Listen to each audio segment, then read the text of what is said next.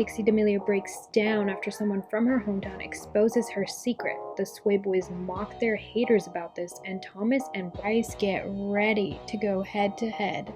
Hey guys, it's Rosey's Tea, bringing you the latest celebrity news. Don't forget to like, subscribe, and click the bell icon to be notified for new videos posted every other day. And buckle up, because today we got a whole lot of tea on y'all's fave influencers. So let's talk about Dixie and how she had a complete mental breakdown after someone from her high school exposed her for faking her seizures to a celebrity gossip channel. Did the teacher ever say anything about Dixie faking seizures to your class or to you? To my class, one day kids were making TikToks toward the end of class. Then somebody brought up Charlie. He had no idea who she was. Then someone brought up Dixie and he remembered her easily. He said he had her as a student and that she used to pretend to have seizures during his class and that it got annoying after a while. It isn't a good thing for a teacher to be talking about one of her past students to other students like this. My older sister suffered from actual seizures in her last years of high school, and it was the hardest thing to watch. If she actually fake this, I'll be so done with her and her crap. Faking seizures is quite offensive to me, as I am a person who suffered from it. But if what she allegedly did was true, it's not funny to go to such an extreme to skip a class. There are people who actually need the help when in those situations. But Dixie immediately responded to the backlash on an Instagram Live saying, "But I just saw this post about, I guess someone from my hometown or school talking about something very, very personal to me that I would never want on the internet, and I've talked about it once before on a live, and not even exactly what it was about, but it's just so dumb, the things people say so they can take other people down." And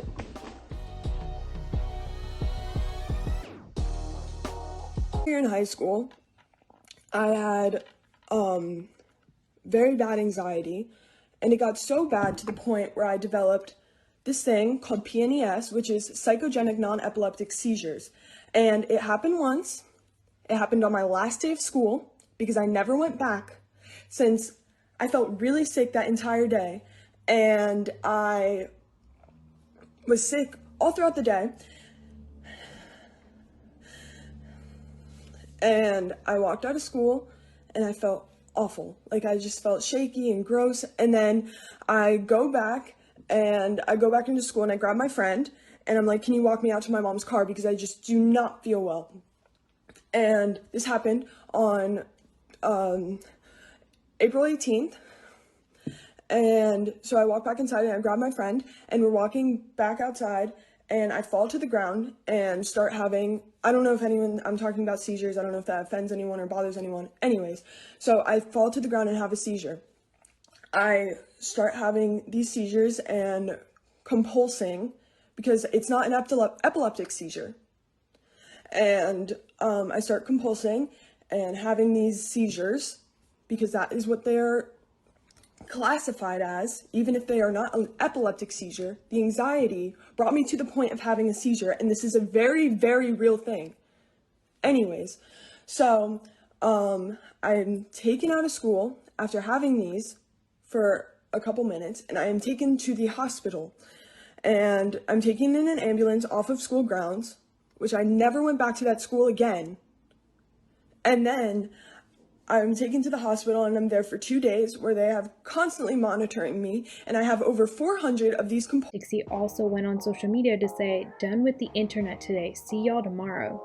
Okay, I'm fine now, but I'm gonna use this opportunity to help spread awareness about some of the things I've been through, because even though I don't do it often, I think it's important to talk about mental health. So yeah, coming soon." To which fans replied, "I feel so bad for her. Can y'all leave her alone? Why does everyone make the D'Amelios problematic?" What do y'all think about Dixie sharing about her mental health? Let me know in the comments.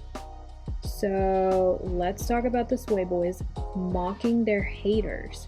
If you didn't see from my previous video, the Sway Boys threw a massive 21st birthday party for Bryce Hall during COVID-19.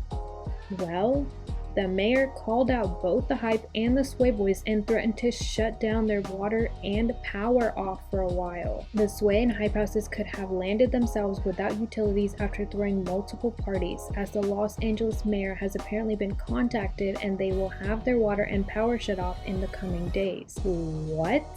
Well, Thomas, the Hype House owner, came out with a statement saying, "We've been working closely with the city and we're not included in the list of people getting shutoffs. We all realized Larry's party was a mistake and we take full accountability. It won't happen again."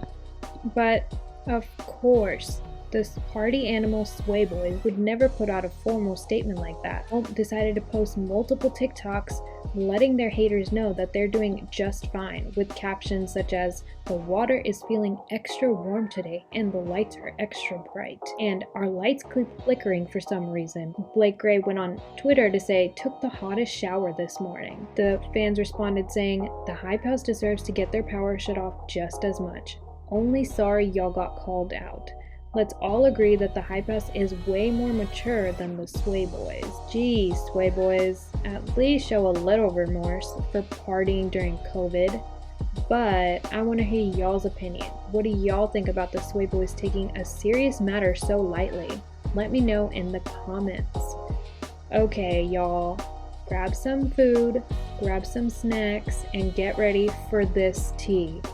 So, in my previous video, I talked about Bryce calling out Thomas to a boxing match in his latest YouTube video, which Thomas has yet to respond to. Challenge you to a legitimate boxing match. 8 rounds, 3-minute rounds, scored professionally. I actually talked to Triller. They said we can probably get on the Tyson versus Jones undercard fight on November 28th if you accept. So big shout out to Triller.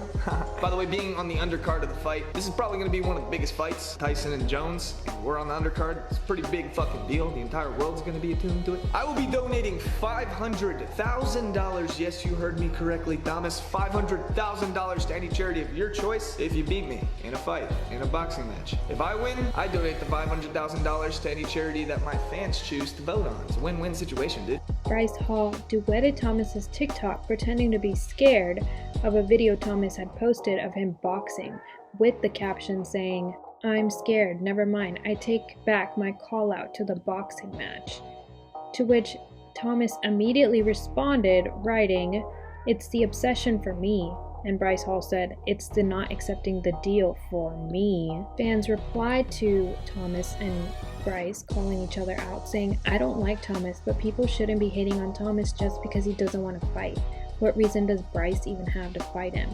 Another wrote, "To be honest, if Thomas fights at Bryce Hall, I would have my bets on Bryce. Thomas would literally clean his clock. I don't understand why Bryce is pushing this. Maybe because he knows Thomas won't resort to violence? I don't know about y'all, but I would love to see these two go head to head. Plus, they agreed to donate $500,000 to a charity. Sounds like a pretty good result. But I want to hear y'all's opinion too. What do y'all think about Bryce and Thomas going head to head in a boxing match? Who do you think would win? Let me know in the comments.